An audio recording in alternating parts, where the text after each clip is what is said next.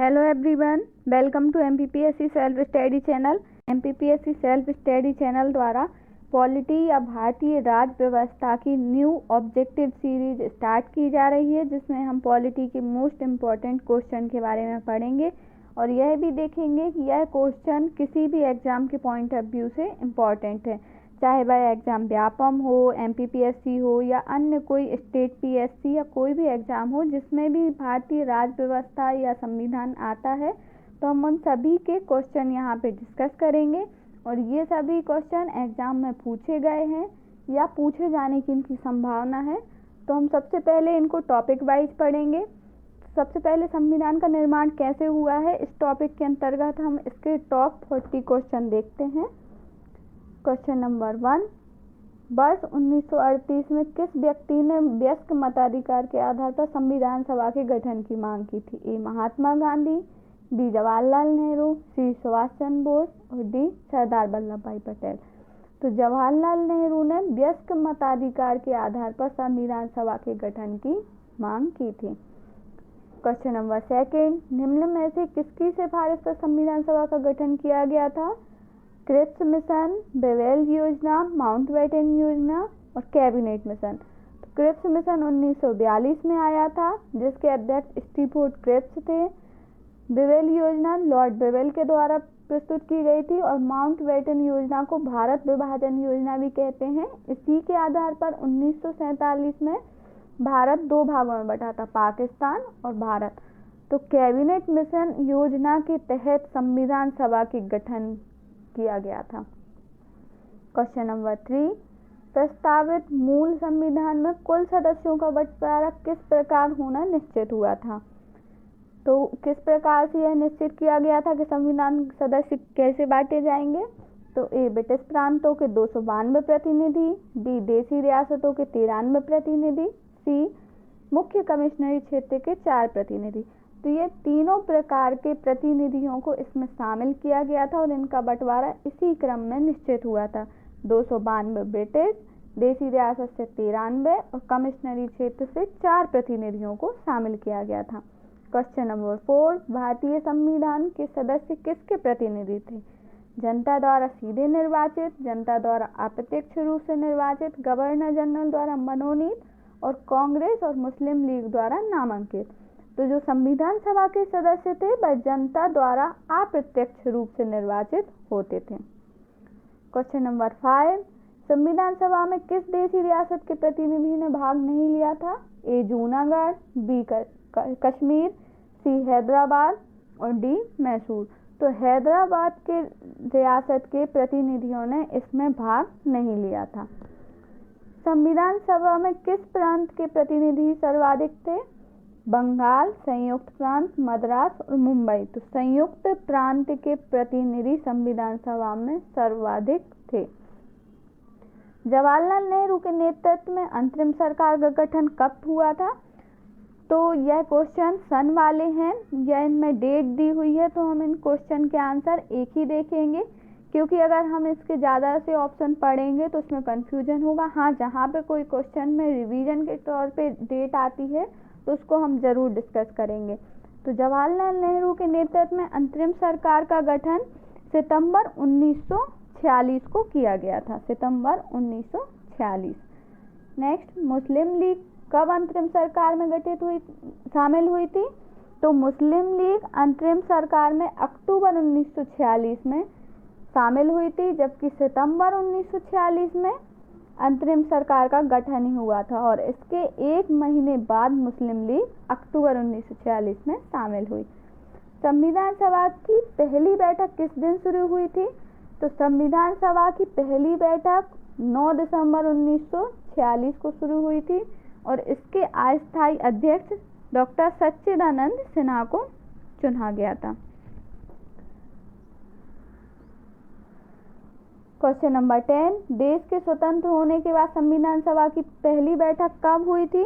तो देश के स्वतंत्र होने के बाद संविधान सभा की पहली बैठक 31 अक्टूबर 1947 को हुई थी। स्वतंत्र होने के बाद 31 अक्टूबर 1947 को हुई थी, जबकि पहली बार संविधान सभा की बैठक 9 दिसंबर 1946। क्वेश्चन नंबर 11, संविधान सभा का अस्थायी अध्यक्ष किसे चुना गया? ए सच्चिदानंद सिन्हा, गोपाल वल्लभ पंत, केटी साय, राजेंद्र प्रसाद। तो डॉक्टर सच्चिदानंद सिन्हा को 9 दिसंबर 1946 को संविधान सभा का अस्थायी अध्यक्ष चुना गया था। संविधान सभा का स्थायी अध्यक्ष किसे चुना गया था? तो संविधान सभा का स्थायी अध्यक्ष डॉक्टर राजेंद्र प्रसाद को चुना गया था, जो 11 दिसंबर 1946 को चुना गया। संविधान सभा की दिशा में पहला कार्य उद्देश्य प्रस्ताव जनवरी 1947 को यह प्रस्ताव किसने प्रस्तुत किया था? ए जवाहरलाल नेहरू, बी महात्मा गांधी, सी के.एम. मुंशी और डी बी.आर. अम्बेडकर। तो ए ऑप्शन सही है, जवाहरलाल नेहरू ने उद्देश्य प्रस्ताव पारित किया था। क्वेश्चन नंबर 14, संविधान के विभिन्न पहलुओं के अध्ययन हेतु संविधान सभा ने कितनी समितियों की नियुक्ति की थी? तो संविधान सभा के पहलुओं के अध्ययन हेतु संविधान सभा ने 13 समितियों की नियुक्ति की थी। 13 समितियों में कुछ समितियां संघ संविधान समिति, प्रांतीय संविधान समिति, संघ शक्ति समिति, नियम समिति, प्रारूप समिति, वार्ता समिति एवं मूल अधिकार से संबंधित समितियां थी। क्वेश्चन नंबर 15, संविधान सभा के प्रारूप समिति की नियुक्ति कब की गई थी? तो संविधान सभा के प्रारूप समिति की नियुक्ति 29 अगस्त 1947 को की गई थी। तो प्रारूप समिति की नियुक्ति 29 अगस्त 1947 को की गई थी। नेक्स्ट देखते हैं हम, संविधान सभा के प्रारूप समिति के अध्यक्ष किसे चुना गया था? जवाहरलाल नेहरू, बी.आर. अम्बेडकर, कृष्णस्वामी अयंगर, के.एम. मुंशी। तो बी.आर. अम्बेडकर संविधान सभा की प्रारूप समिति के अध्यक्ष चुने गए थे। इनके अलावा भी इस समिति में कुछ सदस्य थे, जो 6 सदस्य थे, और वे सदस्य हैं N Gopal Swami Iyengar, Krishnaswamy Iyer, Mohammad Sadullah, KM. Munshi, BL. Mittal एवं डी.पी. खेतान। लेकिन बाद में बी.एल. मित्तल के स्थान पर एन माधव राव और डी.पी. खेतान की मृत्यु के पश्चात टी.टी. कृष्णाचारी को नियुक्त किया गया था। संविधान सभा की प्रारूप समिति के सदस्यों की संख्या कितनी है? तो संविधान सभा के प्रारूप समिति के सदस्यों की संख्या 7 है। प्रारूप समिति ने प्रारूप संविधान तैयार कर कब संविधान सभा के समक्ष प्रस्तुत किया था? तो प्रारूप समिति ने प्रारूप तैयार करके फरवरी 1948 को संविधान सभा के समक्ष प्रस्तुत किया था। प्रारूप समिति के अध्यक्ष कौन थे? तो बी.आर. अम्बेडकर थे। संविधान सभा में प्रारूप समिति के प्रत्येक अनुच्छेद की कितने वाचन के पश्चात अंतिम रूप से पारित किया जाता था? तो 3 वाचन के बाद किसी भी प्रारूप को संविधान सभा में प्रस्तुत किया जाता था। क्वेश्चन नंबर 20, संविधान सभा में सभी निर्णय के आधार पर किसके आधार पर लिए जाते थे? तो संविधान सभा में सभी निर्णय सहमति और समायोजन के आधार पर लिए जाते थे। क्वेश्चन नंबर 21, संविधान सभा ने संविधान को अंतिम रूप से किस दिन पारित किया? संविधान सभा ने संविधान को अंतिम रूप से 26 नवंबर 1949 को पारित किया। अंतिम रूप से संविधान 26 नवंबर 1949 को पारित हुआ था। संविधान सभा अंतिम रूप से किस दिन आखिरी बार मिली? मतलब आखिरी बार संविधान सभा की बैठक कब हुई थी? तो संविधान सभा की आखिरी बैठक 24 जनवरी 1950 को हुई थी। इसके बाद 26 जनवरी 1950 से संविधान लागू हो गया था। संपूर्ण संविधान के निर्माण में संविधान सभा को कितना समय लगा? तो संपूर्ण संविधान के निर्माण में संविधान सभा को 2 वर्ष 11 माह 18 दिन का समय लगा। संविधान सभा के कितने सदस्य उपस्थित सदस्यों ने संविधान पर हस्ताक्षर किए थे? तो 284 सदस्यों ने संविधान पर हस्ताक्षर किए थे और यह सदस्य उपस्थित थे। भारतीय स्वाधीनता अधिनियम को किस दिन ब्रिटिश सम्राट की स्वीकृति मिली? तो भारतीय स्वाधीनता अधिनियम को 18 जुलाई 1947 को स्वीकृति मिल गई थी ब्रिटिश सम्राट से। 18 जुलाई 1947 को ब्रिटिश सम्राट से स्वीकृति मिली थी। जब भारत स्वतंत्र हुआ उस समय ब्रिटेन का प्रधानमंत्री कौन था और किस दल का था? यह क्वेश्चन बार बार पूछा जाता है कि भारत की स्वतंत्रता के समय ब्रिटेन का प्रधानमंत्री कौन था। तो क्लीमेंट एटली ब्रिटेन के प्रधानमंत्री थे और यह लेबर पार्टी की सरकार से प्रधानमंत्री चुने गए थे। जब भारत स्वतंत्र हुआ उस समय कांग्रेस का अध्यक्ष कौन था? तो 1947 में कांग्रेस का अध्यक्ष JB कृपलानी थे। क्वेश्चन नंबर 28, 15 अगस्त 1947 से 26 जनवरी 1947 तक भारत का राजनीतिक दर्जा क्या था? तो ब्रिटिश राष्ट्रकुल का एक अधिराज्य, ऑप्शन सही है। इस दर्जे को भारत को प्रदान किया गया था एक अधिराज्य के रूप में। संविधान द्वारा अंतिम रूप से पारित संविधान में कुल कितने अनुच्छेद एवं अनुसूचियां थीं? तो संविधान में अंतिम रूप से पारित होने पर 395 अनुच्छेद व 8 अनुसूचियां थी।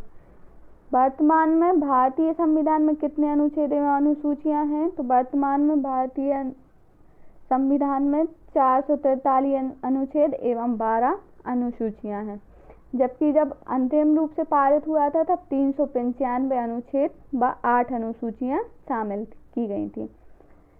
भारतीय संविधान किस दिन से पूर्णतः लागू हुआ है? तो भारतीय संविधान 26 जनवरी 1950 से पूर्णतः लागू हुआ है, जबकि 26 नवंबर 1950 को इसके कुछ भागों को लागू किया गया था। नेक्स्ट क्वेश्चन देखते हैं हम, किस दिन भारत का गणतंत्र के रूप में जन्म हुआ? तो भारत के गणतंत्र के रूप में जन्म हुआ से तात्पर्य है कि भारत का संविधान किस दिन लागू हुआ था। तो 26 जनवरी 1950 को जब भारत का संविधान लागू हुआ था उसी दिन से भारत का गणतंत्र के रूप में जन्म हुआ है। भारत का गवर्नर जनरल निम्न में से किसका प्रतिनिधि था? ऑप्शन नंबर ए ब्रिटिश सम्राट, मंत्रिमंडल, ब्रिटिश प्रधानमंत्री एवं भारत के प्रधानमंत्री। तो भारत का गवर्नर जनरल ब्रिटिश सम्राट के प्रतिनिधि था। क्वेश्चन नंबर 34, भारतीय संविधान के किन विषयों से संबंधित अनुच्छेद को तुरंत प्रभावित किया गया था? ए अंतरिम संसद, बी निर्वाचन, सी नागरिकता और डी उपरोक्त सभी। तो 26 नवंबर 1949 को अंतरिम संसद, निर्वाचन एवं नागरिकता से संबंधित सभी प्रावधानों को लागू कर दिया गया था और शेष संविधान 26 जनवरी 1950 को लागू किया गया था। संविधान सभा का पुनर्गठन कब किया गया था? 3 जून 1947, बी 8 जून 1947, सी 2 जून 1947 और डी 3 जून 1946। तो 3 जून 1947 को संविधान सभा का पुनर्गठन किया गया था। नेक्स्ट क्वेश्चन, संविधान सभा के संवैधानिक सलाहकार कौन थे? Option number A BN Rao, option number B Jawaharlal Nehru, C doctor Bhimrao Ambedkar और डी राजेंद्र प्रसाद। तो BN राव को संविधान सभा का संवैधानिक सलाहकार नियुक्त किया गया था। क्वेश्चन 37, संविधान सभा के गठन के लिए चुनाव कब आयोजित किए गए थे? संविधान सभा के गठन के लिए चुनाव नवंबर 1946 में आयोजित किए गए थे। संविधान सभा की परामर्श समिति का अध्यक्ष कौन था? ए राजेंद्र प्रसाद, पंडित जवाहरलाल नेहरू, JP कृपलानी एवं सरदार वल्लभ भाई पटेल। तो परामर्श समिति के अध्यक्ष सरदार वल्लभ भाई पटेल थे, जबकि JP कृपलानी झंडा समिति के सदस्य थे और राजेंद्र प्रसाद संचालन समिति एवं नियम समिति के सदस्य थे, जबकि पंडित जवाहरलाल नेहरू संघ शक्ति समिति, संघ संविधान समिति और राज्य समिति के सदस्य थे। संविधान में कितने भाग हैं? तो संविधान में क्रम वाइज 22 भाग हैं, जबकि वैसे अगर जोड़ा जाए तो 25 भाग हैं, अर्थात किसी भाग के अंतर्गत 2 भाग हैं तो कुल 25 होंगे, लेकिन अगर क्रम से देखा जाएगा तो इसमें 22 भाग हैं।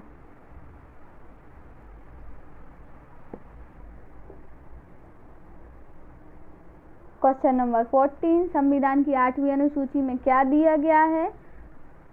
सूचियाँ, भाषा, अनुसूचित क्षेत्र, अनुसूचित जनजाति के प्रशासन के लिए प्रावधान एवं शपथ एवं प्रतिज्ञान। तो सूचियाँ अनुसूची 7 में दी गई हैं, 7 में दी गई हैं। भाषा अनुसूची 8 में दी गई है, जिसमें 22 भाषाओं का उल्लेख है। जबकि अनुसूचित जाति और अनुसूचित जनजाति के प्रशासन के बारे में प्रावधान 5वीं अनुसूची में है और शपथ एवं प्रतिज्ञान 3री अनुसूची में है। अगर आपको यह वीडियो पसंद आता है तो please like, share and subscribe का बटन अवश्य दबाइएगा। Thank you for watching MPPSC self study channel.